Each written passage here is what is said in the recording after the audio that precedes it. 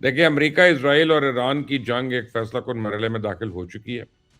امریکہ اور ایران دونوں معاہدے کے قریب پہنچ چکے ہیں، لیکن اسرائیل نے جنوبی لیبنن میں اپنی پیش قدمی نہیں روکی ہے، اور اسرائیل کی سیکیورٹی کابینہ کی جانب سے آج سیونی فوج کو فری ہینڈ دے دیا گیا، اور نیتن یاہو نے اپنی فوج کو اجازت دے دی ہے کہ اب اگر لیبنن سے کوئی ایک راکٹ بھی فائر ہوتا ہے تو آپ اس کے جواب میں بیروت پر حملہ کر دیں، اور اس کے لیے آپ کو حکومت سے پیشگی اجازت لینے کی کوئی ضرورت نہیں ہے۔ تو ایران بیروت کو اپنی ریڈ لائن قرار دے چکا ہے، اور اسرائیلی سیکیورٹی کیبنٹ کا یہ فیصلہ ایران کو اشتعال دلانے کی، آپ سمجھے، ایک سوچی سمجھی سازش ہے، اور مجھے یقین ہے کہ اسرائیل اور ایران کے درمیان کسی بھی وقت بھی دوبارہ ٹھاٹھ شروع ہو سکتی ہے۔ لیکن اچھی خبر کیا ہے؟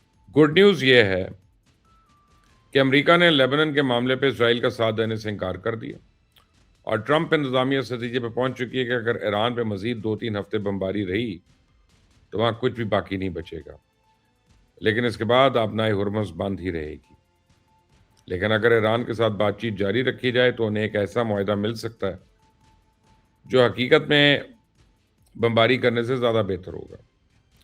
تو 24 گھنٹے سے پہلے پریزیڈنٹ ٹرمپ معاہدے کے لیے 2 ہفتے کا وقت دے رہے تھے، اب وہ کہہ رہے ہیں کہ اگلے 2 سے 3 دن میں کو نتیجہ خیز اعلان ہو سکتا ہے۔ سنیں ذرا۔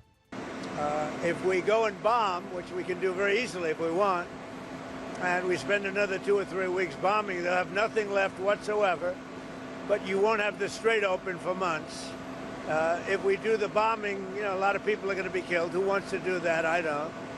And we'll have a signed document that's actually stronger than doing the bombing. اب سوال یہ ہے کہ امریکہ اور ایران کیا واقعی لچک دکھانے پہ تیار ہو چکے ہیں؟ کچھ لو اور کچھ دو کی بنیاد پہ اس جنگ کو ہمیشہ کے لیے ختم کر دیں گے؟ تو میرے ذاتی خیال میں بھی بہت سی رکاوٹیں باقی ہیں جن کو عبور کرنا بہت ضروری ہے۔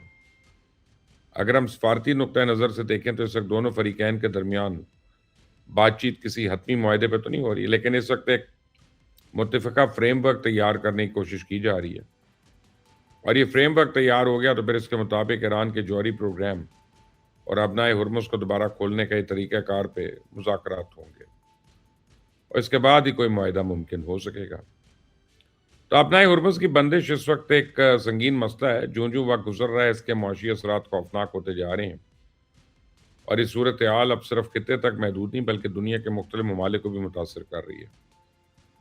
امریکہ میں موسم گرما کے دوران ایندھن کی طلب بڑھنے کے ساتھ ساتھ پیٹرول کی قیمتوں میں مسلسل اضافہ ہو رہا ہے، تو یہ صورتحال بھی پریزیڈنٹ ٹرمپ کو کسی سیاسی سیٹ بیک سے دوچار کر سکتی ہے۔ اس لیے پریزیڈنٹ ٹرمپ اب جنگ کی بجائے مذاکرات کے ذریعے اس بحران کو حل کرنے پہ زور دے رہے ہیں، لیکن اسرائیل جو ہے وہ ٹرمپ انتظامیہ کی سوچ سے متفق نہیں ہے، اور نیتن یاہو کو خدشہ اگر کوئی معاہدہ ہو گیا تو اس کے نتیجے میں ایران کی نئی اسٹریٹجک برتری کو عملی طور پہ تسلیم کر لیا جائے گا۔